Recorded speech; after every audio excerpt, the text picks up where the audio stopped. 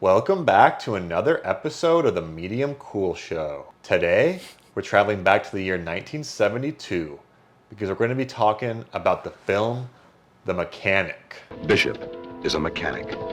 He specializes in body work.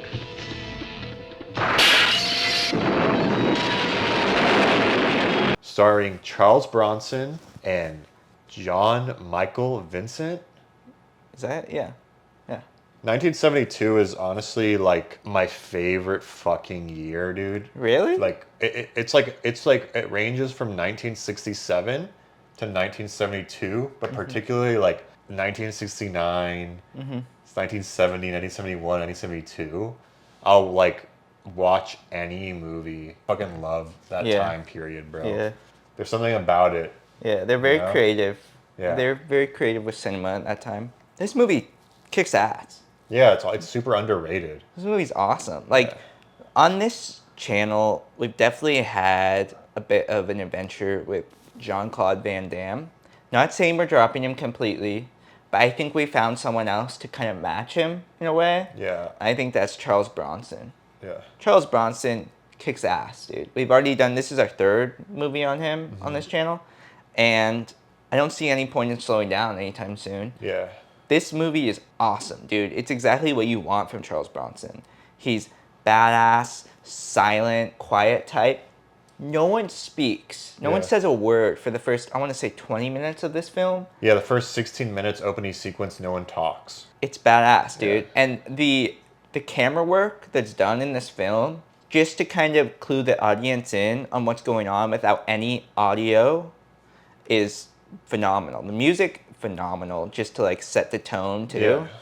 And you can just see, because it's right off the bat, it's established Charles Bronson is a mechanic or a killer. He's an assassin, Yeah, Hitman. hitman.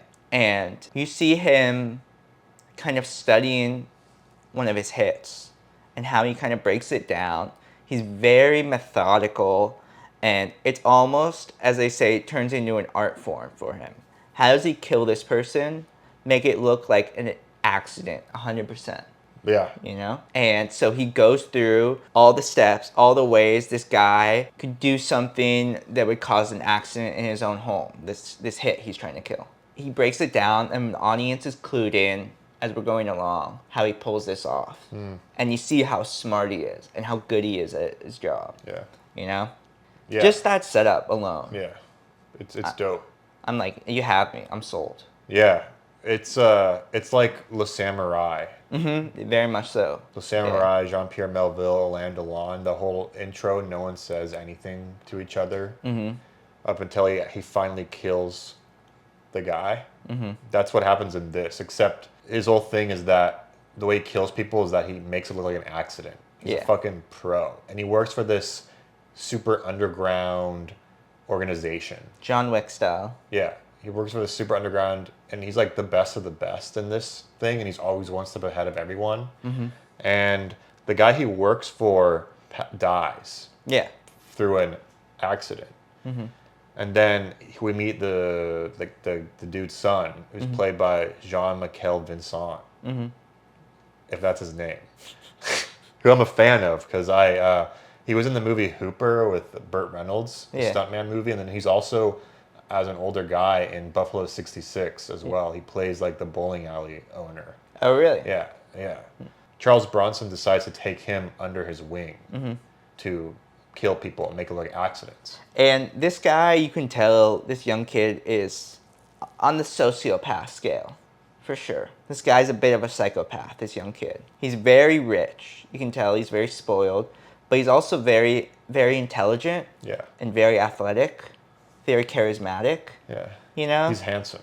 Very handsome. Yeah, the girls like him, and we know that because he's in Italy one time and he walks out the door, and then the girls are chirping on him. Yeah, but there's that one scene in the beginning where after his father dies, you know, Jan-Michael Vincent's like, knows that Charles Bronson is a hitman because he knows his father was a hitman too.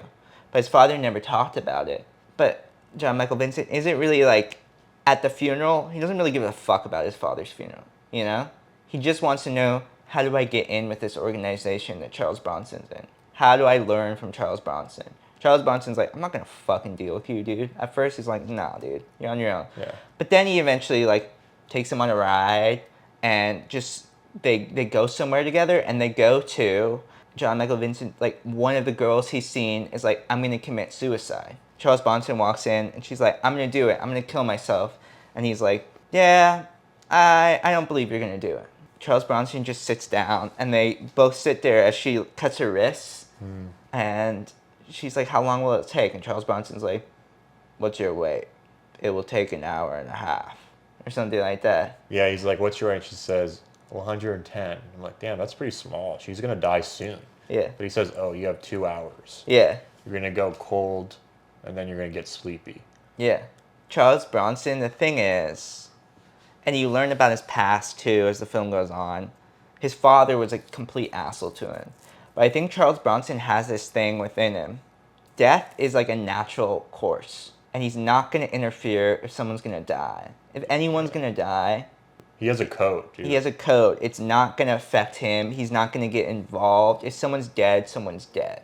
But Jan-Michael Vincent can't really, you see as it goes on, there's certain people, not everyone can follow that code. The only people we know that can follow that code through the film are Charles Bronson and Charles Bronson's father. Charles Bronson's father was apparently the best hitman. Eventually, the girl's like, I don't want to do this. I don't want to die.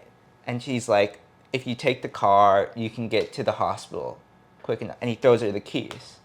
And in Charles Bronson's mind, he's like, you just interfered. You interfered with the natural course of things. Yeah. You know? And you can kind of see how this young kid has everything you need to be a really good hitman, but he just can't cross that one line.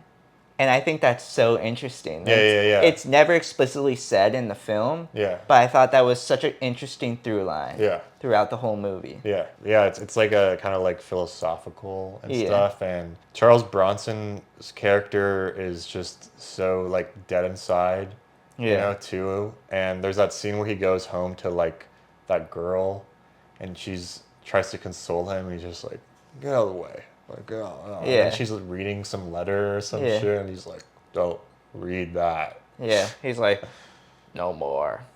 But he's like, he is sort of this Michael Mann type character. He, you know, Jimmy Conti, fucking, like he has like a code he has like a strict code that he follows. Yeah. And he's so fucking timely too. Yeah. He's always one step ahead. Everything's a chess match. He has everything like planned out, and it's like hard to see down the line like what's next. And he's able to like time when like the way he does like the bombs, and she's able to time all like these bombs to go off at the right time for people to show up. And he always has a backup plan and he's just always just like one step ahead of everyone. And I just love that the climax and then the intro are like the best parts of the movie. Yeah. And I feel like with a lot of like 70s exploitation stuff, they'll like they can start off with a bang, and then they like will lose gas by the end and shit. And you see that a lot with movies, but this one, like, I love the ending, how everything just like unfolds, and the whole like show, like, you know, it was unpredictable. Yeah. You know?